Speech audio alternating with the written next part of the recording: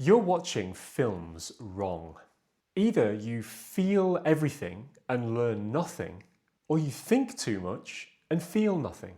The fix is simple. Feel first and reflect later.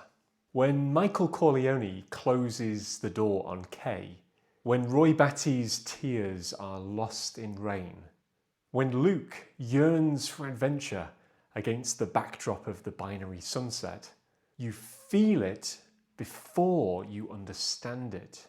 Your mental diet isn't just what you consume, it's how you digest it. Think about food. You don't analyse the molecular structure of a steak while you're chewing it. You taste it first. Then your body breaks it down, absorbs the nutrients and builds strength. Movies work in exactly the same way. You have two systems. The feeling mind, which is raw experience, instinct, emotion. It's the immediate hit. But you also have your thinking mind, which involves reflection, digestion, and meaning. Most people do one or the other. They feel without reflecting or reflect without feeling.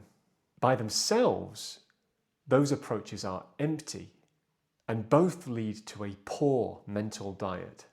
As psychology backs this thinking-feeling distinction, your emotional brain fires long before your thinking brain has time to react.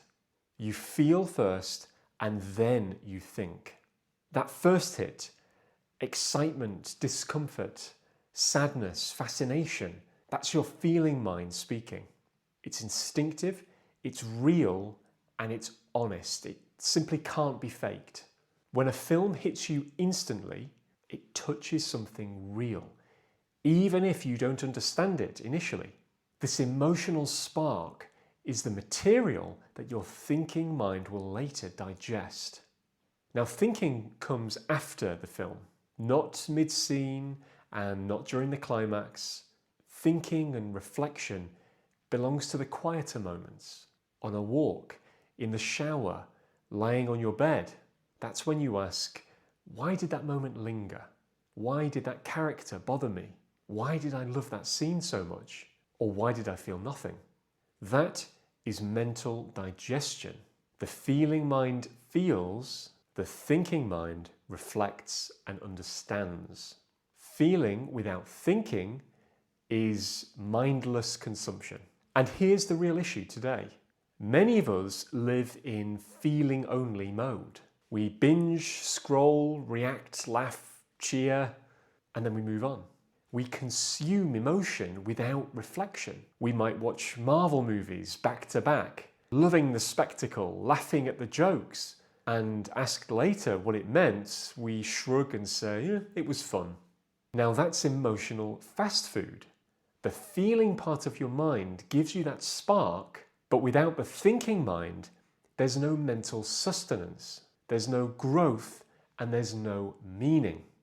But of course, there's another danger too, the one that sterilizes movies.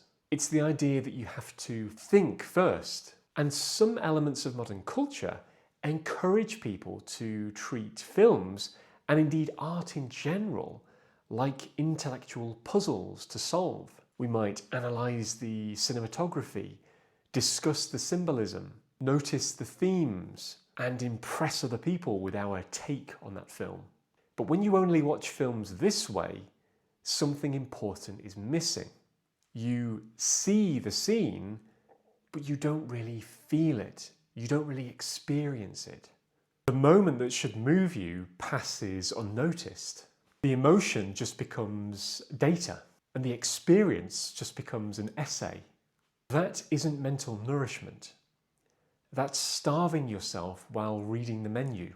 If feeling without thinking is mindless consumption, thinking without feeling is emotional starvation. A strong mental diet comes from variety, not repetition. Not every film will sweep you away. Some will irritate you. Some might confuse you. And others might leave you feeling empty and cold. If that's the case, then good. That still represents mental nutrition. Your likes and dislikes are diagnostic. They tell you what matters to you, what to avoid, what pushes your limits and broadens your horizons. That is mental growth. If you only ever eat dessert, you stay weak. If you only ever watch what's comfortable, you stagnate. Let films surprise you. Let them bother you. Let them disappoint you. Your reactions, whether positive or negative, are an important part of your mental diet. So here's the big idea. Let your feeling mind lead. Let the film hit you before you have a chance to understand it. Then let your thinking mind follow. Digest the experience. Turn your emotional reaction into something meaningful. Don't just feel, reflect, and don't just think. Make sure you feel. When you give both of these sides of yourself space, films stop being just content. They become mental nourishment. They represent an opportunity for insights and even self-knowledge. So here's a challenge for you. Pick a film that you've been meaning to watch and that you've maybe put off. Don't look up reviews and don't ask anybody else for their opinion. Just watch it. Let the experience wash over you and feel whatever it is that you feel. Then later, in the quieter moments, ask yourself, why did that moment stick? Why did I react that way? And what does that reaction say about me? That is a healthy mental diet.